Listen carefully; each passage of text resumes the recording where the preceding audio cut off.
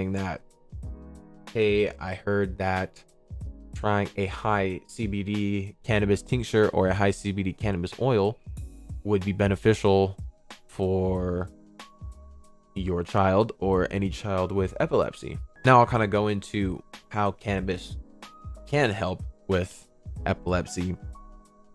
And cannabis has actually been used as an anticonvulsant for many years, apparently. Cannabis has a long, ancient history as an anticonvulsant in the Middle East and Asia, specifically India. In the 19th century as well, neurologists also used THC prominent tinctures. From what they got varying results just because it did have THC in it, and I guess a higher amount of THC.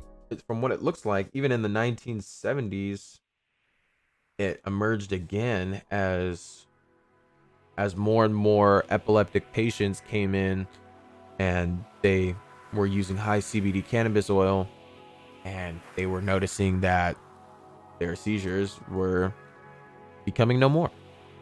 And from what it looks like, cannabis even dates back even farther. And it looks like ancient Assyrians may have used cannabis.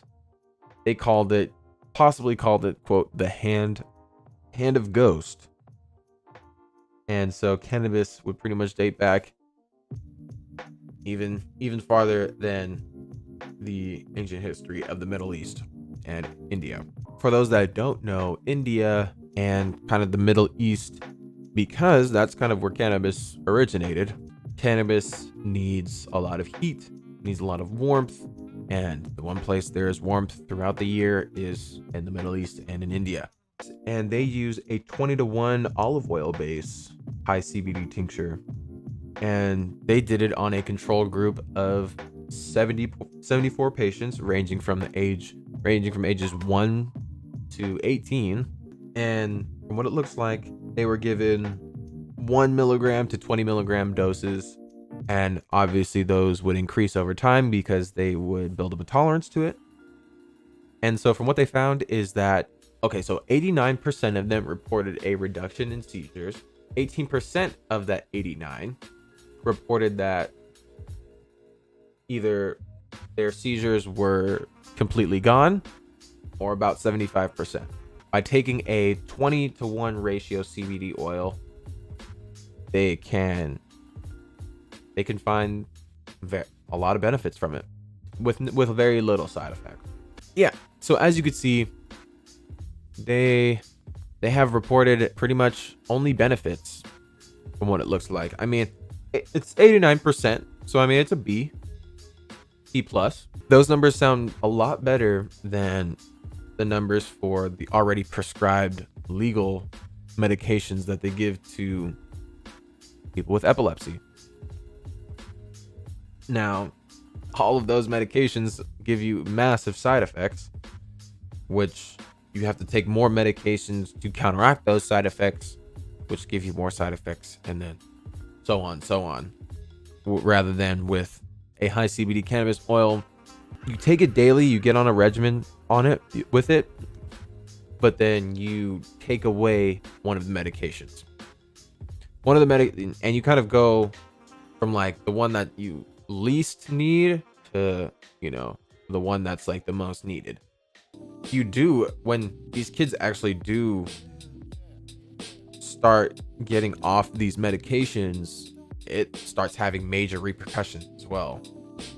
It can send their body into a huge whack just because the body has already started to get used to taking these medications and getting used to the usual side effects, that now once you start taking it away, or I guess once you stop taking them, it just puts your body into allostasis, which is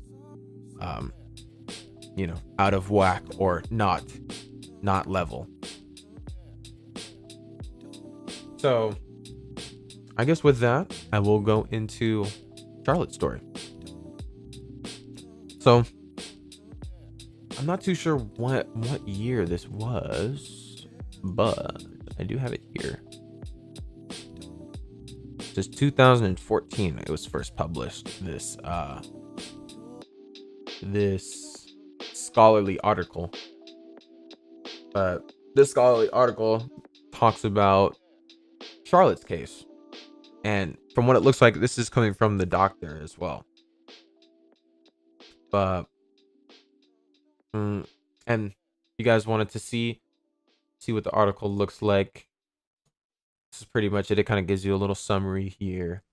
But yeah, so Charlotte is a little girl that has a SCN1A confirmed Dravet syndrome. And I was like, well, what the hell is SCN1A? And what does that have to do with epilepsy, let alone Dravet syndrome? But looked it up, and from what it looks like, it has to do with sodium, a gene that belongs to the family of genes that provide instructions for making sodium channels. These channels, which transport positively charged sodium atoms into cells, play a key role in the cell's ability to transmit electrical signals.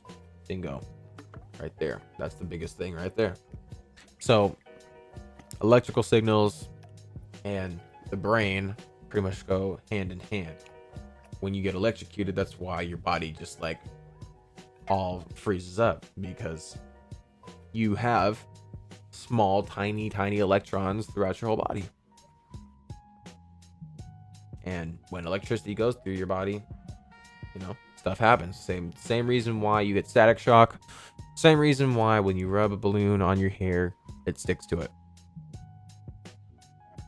But in Charlotte's case, when you have a genetic dysfunction that puts those electrons out of whack, it can obviously send your body into a crazy state, which looks like it has resulted into Dravet syndrome. Well, it sends your body into this crazy state that sends your body that basically turns into Dravet syndrome. But Charlotte's story was famous a few years ago. She's still pretty much famous now, just because her strain and her legacy through that strain lives on. She's still well and alive today, I can tell you. But her story has made a major difference for children all over the world. So basically, she had her first seizure at 3 months old. Now, for a parent, when your kid has a seizure that young, it's kind of hard to figure out what to do, It's like, I thought seizures were only supposed to happen with people that were a lot older, let alone a child that's 3 months old. So I'm sure immediately the parents were looking to find every bit of alternatives. From what it looks like, her seizures were the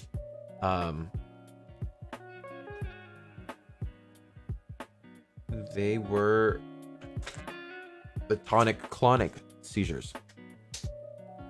And like I said, these tonic-clonic seizures, they are very common. Not like how the seems like the absence seizures are, but usually whenever you see a seizure happen, that's more than likely what seizure is happening. So I guess in her case, she was also having febrile seizures. And febrile seizures, they are a convulsion in a child caused by a spike in the body temperature. So, like I said, children or even adults that are epileptic, when they face a different change in the body temperature or just temperature around them, it can cause them to go into another epileptic shock, being a seizure. And also in she was also experiencing afebrile seizures, and it's basically an acute infectious illness. It's basically like any other stomach ache or stomach flu. It is stomach flu, literally.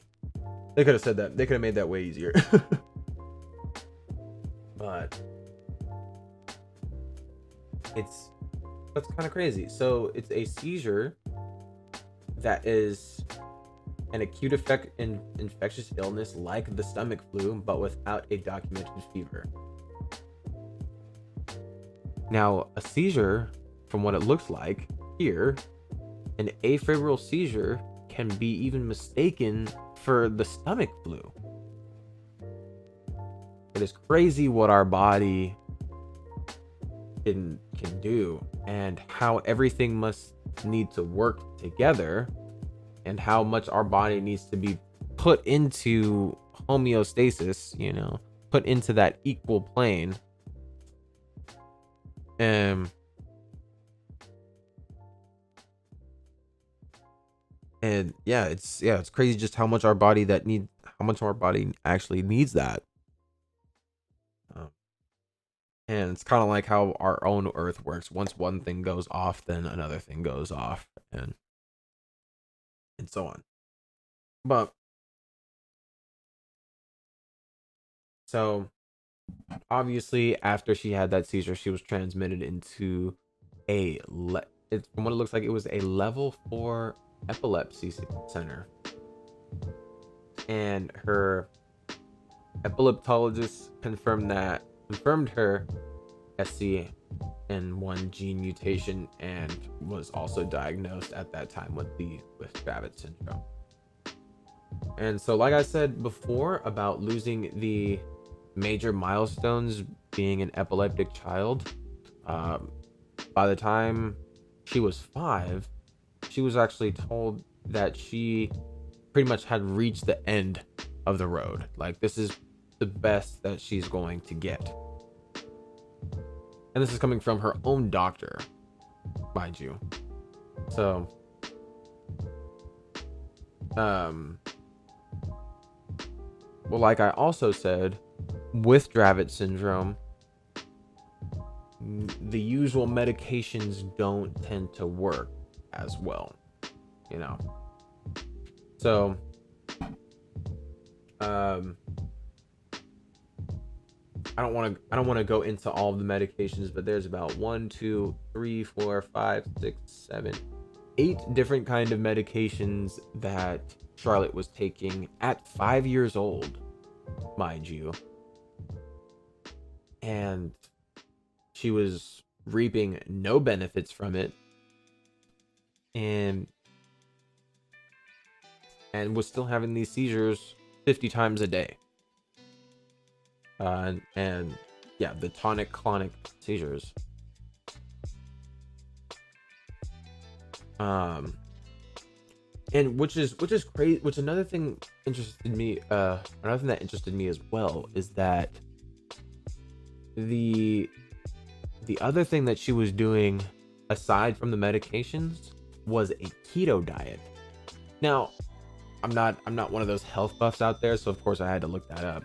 But basically what a keto diet is, having a diet to where your body burns up fat rather than carbs. And I'm like, what the fuck does that have to do? What does that have to do with epilepsy? Burning off fat and rather than carbs. Who cares? But so, this is also the reason why I love my work. There's a lot of knowledgeable people there. And I asked one of my coworkers that is fairly knowledgeable in the dieting and overall health and wellness part of life. So I asked him, I was like, well, what do keto diets have to do with epilepsy? He's like, I don't know what the hell keto diets have to do with epilepsy. And I was like, well, what is the point of having your body burn off fat rather than carbs in the first place? Like, what is the point of keto diet anyway? And he was like, well, keto is actually also another thing like ketones, And ketones are basically another fuel for the brain. And so I was like, keto diet helps you produce ketones. And I was like, okay, well, I'll look more into ketones. And then lo and behold, ketones are made by the liver as a backup fuel for the brain to help protect against starvation on low carbs. So, in a way, I mean, just because it has to do with the brain, I can kind of see why a little bit, but that's it. Just because it has to do with the brain, that's the only reason I see why, and that's like a very little reason. But I just find that amazing. And then when I look up keto, like what's in a keto diet, I was dying. Chicken thighs,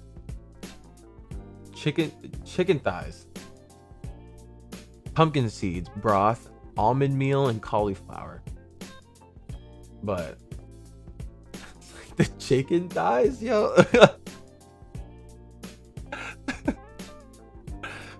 Oh my goodness. I swear, our current ways of trying to figure out cures for ailments is sometimes incredible. They'll try anything. But I understand when you're going through all of these options, you'll try anything to, help your condition. But at the same time, you're just as gullible to listen to anyone that will tell you like, oh yeah, this will help you with this, like, or this will, by doing this, it'll help you, stop this. But yeah, so even with all of that, Charlotte was still having 50 seizures a day and seeing no benefits from the medications. Now, a Colorado doctor who has a specialty in epilepsy, he just so happened to know a guy named Joel Stanley, and him and his brother, the brothers were developing a very rare high CBD cannabis strain. And at that time, CBD was not really too big of a thing, especially not in the cannabis world. Hemp is one thing, but cannabis is another. And cannabis is supposed to be, very high THC and very little CBD. And trying to genetically modify cannabis in a way where you can get a very high CBD count to where it's not so much hemp, but it's still a very high CBD. Now, they were developing this strain and they made it into a very high CBD ratio cannabis oil, or cannabis tincture, I guess in this case. And once the doctor got the green light from the state of Colorado, because obviously this is going to be the youngest medical cannabis patient out there, period. He's 5 years old. So they had to get the okay from the state, an okay from pediatricians, and an okay from epileptologists. So once they got the green light from all three of those people, Charlotte started taking very low doses of high CBD cannabis oil, and within the first 7 days, she was able to experience no seizures at all. And this is the first ever time since the start of her seizures that she was able to experience no seizures at all within that span of time. And so as she kept taking it, the family started experiencing a 90% reduction in her seizures. And pretty much now she was only having 2 to 3 tonic-clonic seizures a month. So it's a very, very big milestone for her as well. So that's kind of all I have for my notes as far as this book goes. But it's kind of amazing to see, you have kids that are taking these medications that could put down a full-grown man, woman, whatever. Yet these are being given to children that are not even a year old. And it's funny, not many people know about Charlotte, or even know about Jayden's story. And in the cannabis world, those kids are huge. I mean, they're probably not kids. I mean, they're not really kids anymore, but those stories are huge for us, but need to be known everywhere. And once those stories do get known everywhere, that's when change can start happening. And which is exactly how and the reason why I do this is so that once I educate someone here, it can be spread. And at the end of the day, if I get to be the reason why you learn something new, then I'm doing my job. I'm looking forward to moving to a legal state very soon and be getting my own cannabis venture. I want to grow it and study it. Yeah, dude, I highly recommend it. Find any way you can to get in this industry. It is still very much growing. It's not even started yet. It's not even legal. It's not even legal. So, I mean, really, once it's legal, that's when it started.